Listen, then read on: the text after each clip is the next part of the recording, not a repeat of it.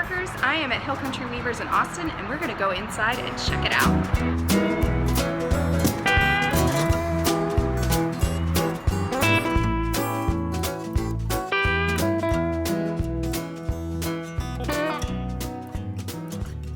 While I was visiting the shop, I had a chance to catch up with Suzanne Middlebrooks, owner of Hill Country Weavers. She self-published Kismet, one of the first yarn-forward weaving meets knitting books.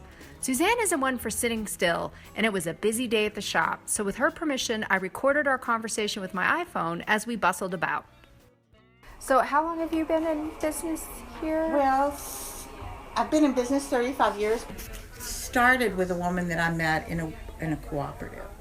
She and I were both weavers, and she was a loom weaver, and I was kind of like a tapestry weaver, an off-loom weaver, and we would weave in the studio because we had looms and stuff, and so people would come in and want us to teach them how to do it. She was actually not a knitter at all. I was, but so when people came in wanting, can we buy these yarns to knit with, we naturally had to get needles to make that happen. So it kind of grew real rapidly at the very beginning.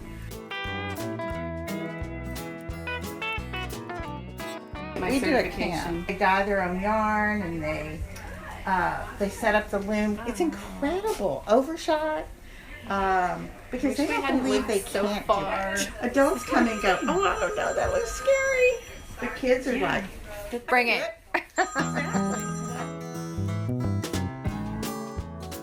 I think you were strongly ready for this moment too of the rigid Heddle off loom because that was sort of where you came from.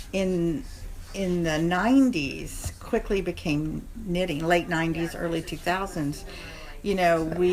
We still were weavers, and I still was teaching all big loom, what I call big girl weaving classes, the whole math and the whole multi-harness kind of thing. And, I taught a lot of people to weave.